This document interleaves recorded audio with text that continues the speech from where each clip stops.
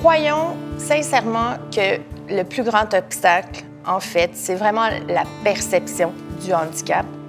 Et on trouve ça important de modifier cette perception-là pour que le focus soit fait sur la situation handicapante et non pas sur la personne et son handicap.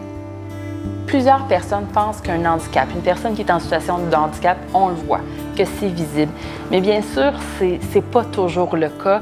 Ça peut prendre plusieurs formes. Le mot handicap, ça fait peur.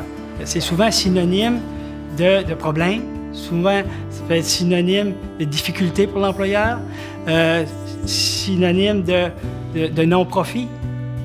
Selon moi, c'est une question de connaissance, de démystifier c'est quoi l'handicap, c'est quoi la différence d'une personne.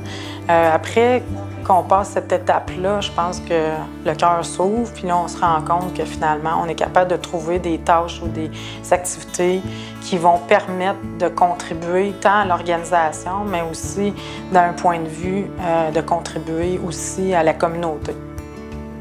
C'est certain que pour les employeurs, il y a cette difficulté de voir le potentiel s'il n'y a pas d'expérience dans l'embauche de personnes en situation de handicap.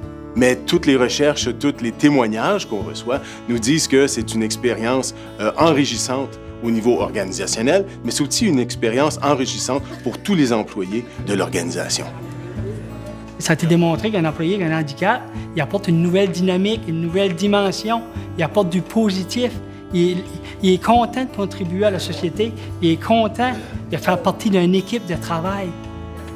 Quand on les respecte, quand on les accueille, puis on leur permet de contribuer, c'est des gens qui vont nous redonner puis qui vont justement s'engager envers l'organisation.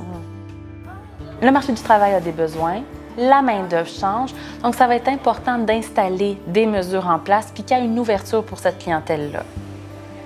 La réalité est que les personnes ayant un handicap sont capables, au même titre que n'importe qui d'autre, et comme n'importe qui au niveau de la population canadienne, nous avons tous nos forces et nos faiblesses. Et c'est la même chose au niveau des personnes ayant des handicaps. Alors l'idée, c'est d'ouvrir, d'élargir notre capacité à reconnaître le talent chez la personne en situation de handicap. Le site web opterpourletalent.ca, c'est une ressource gratuite.